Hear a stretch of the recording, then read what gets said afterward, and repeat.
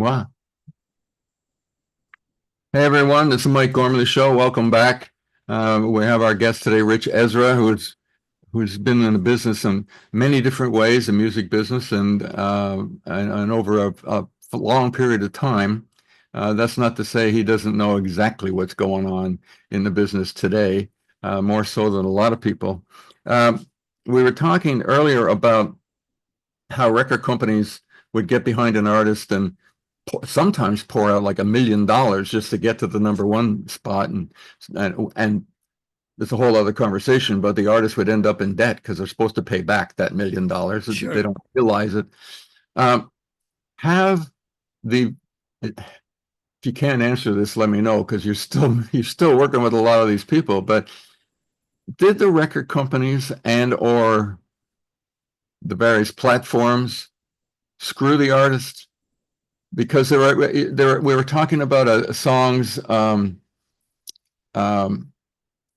going back 40 years or whatever it might be. A lot of those artists or those writers are still making money off those songs. I have friends who have written one hit; they're still making $100,000 a year. Um, that's not happening anymore. The writers aren't getting paid anymore, and it's because of this situation between the platforms that play it and the record company. I don't know. Do you have a viewpoint on that? Is it it's terrible. Writers can't make a living anymore. A lot of them. Yeah, this is something that I've heard a lot. And I know a few writers who have written, massive hits. And the problem is multi-pronged. It's the fact that music went from a, radio medium and a copy medium, meaning that it was on CDs or cassettes or vinyl, and Hmm. it went to an access medium, where now we just play music on streaming. But along with streaming, number one, streaming is a pull medium, which means we have to select it. We don't just, it's not passive. It's not just like the radio's on all day and my song, whoever wrote it is going to get money off of that, off the radio. What people fail to remember is that in the era that you're talking about, where people made a lot of money off of songs when they were hits, is that they made a lot of money off of the people that were lucky enough to get record deals and were lucky enough to have hits. You know as well as I do, that era was much, much in numbers, it was much smaller than the amount of music coming out today. Yeah. Today, we have many, many more artists and many, many more songs and much, much more choice as a culture, musically speaking. And I think that's been a very big part of the question you have is why aren't, writers making money? I think they were making money on a lot of things at one time. I think over time things diminish. I also have it's just my own personal theory. I also believe it's one of the reasons that in the last 5, 6 years, you've seen so many of these classic artists sell their catalogs because they don't know where the value will be in the future. And they have seen more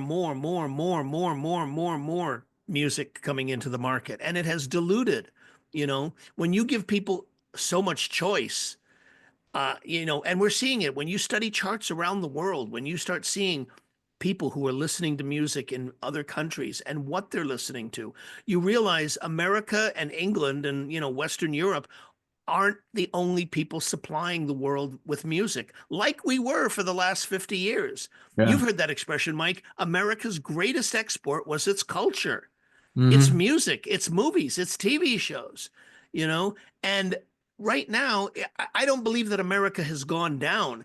I believe that every other country has gone up. They've Hmm. developed their own. And you see this now when you used to look at international charts, you would see that, 9 out of the 10 songs throughout the world were usually American or British. Hmm. And now when you look at the international charts, 9 out of 10 songs are indigenous to that country. And Right. maybe one or two are from the UK or from America. So it's just that everybody else has developed markets. And I think that's a very big part of why music is not, connecting the way that it did, where there was a limited supply. And those lucky people who wrote those classic songs, like, Allie Willis, who wrote, Earth, Wind, and Fire September, um, they made a lot of money on that. And I'm sure that, those figures have gone down because we have so much more. Well, streaming doesn't pay them. That's correct. It It just doesn't doesn't pay. pay them. I mean, you can have thousands and thousands of hours being played, and you'll end up with a $500 check or something like that. I mean, it's Yeah. What is it? 1 million plays only gives you $1,400 or something something? like that. Yeah. Yeah, yeah. Yeah. You know, and it's like, I mean, that was that great joke about, you know, when Justin Bieber had that massive hit, they said he passed the 2 billion mark in streams, and they said, you know, and Spotify gave him, you know, this beautiful check of $3.45. We laugh. I mean, it was a joke, but you know, I mean, you get the point. That's what you were saying, is that yes, you're right. You can't make the money that you could in radio. Um, and you know, I think you're right. I don't dispute that at all. I think the upside is that a lot more people have gotten a chance to get into the game. Some say that's a good thing. Some say that's a bad thing. Some say that's what's wrong with music, is that there's no focus, there's no context to so much of this music. It's just, you know, more, more, more, more, more. And in the studies that they've done, there was a study once that was done on selection of music called the tyranny of choice. I think it's a study that you can look up, the tyranny of choice. And one of the things that the study talked about in relation to what you're asking was that when you give people an enormous amount of choice, if I took you into the conference room and said, Mike, pick any of the 500 CDs on the table, go for it. What happens in these experiments is fascinating. People become overwhelmed. And you know what they end up selecting? They end up selecting what they know. Mm-hmm. And that's deadly for what you know, what we're talking about. Yeah. We're talking about something, you know, introducing new music or new artists or new, that's, you know, they'll stick with Fleetwood Mac's Dreams, or they'll stick with, you know, Earth, Wind and Well, Fire, you know, or it's whatever. interesting. We're in Los Angeles. Yeah. Anybody's listening, and because we're heard in London and New York and so on, but Yeah.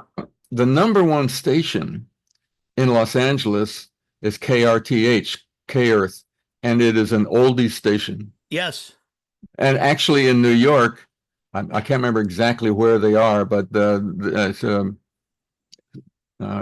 WCBS. I'm sorry, I'm forgetting, but they're high up there because it's an oldie station. That's what Yes. people are listening to. At least those who are going to listen to radio seem to be listening to those stations, and in a way that's good, because it allows bands from even the 70s and 80s and 90s. They're actually able to tour much easier than some of the newer artists.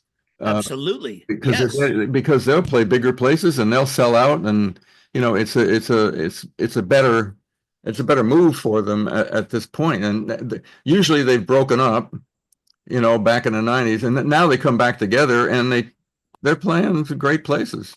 Absolutely. You're absolutely right. And they have an audience, and they're like a familiar, you know, I mean, they're a familiar, like, what'd you call it? A familiar friend, you Yeah, know, when they go to these shows. I mean, you know, and it's all at all kinds of levels. I mean, at the top, you know, you have like even the Rolling Stones, it's like, or Paul McCartney, who are people like in that legendary status when they tour. It's like, you know, or Elton John, when he was doing his tours, you would know every song.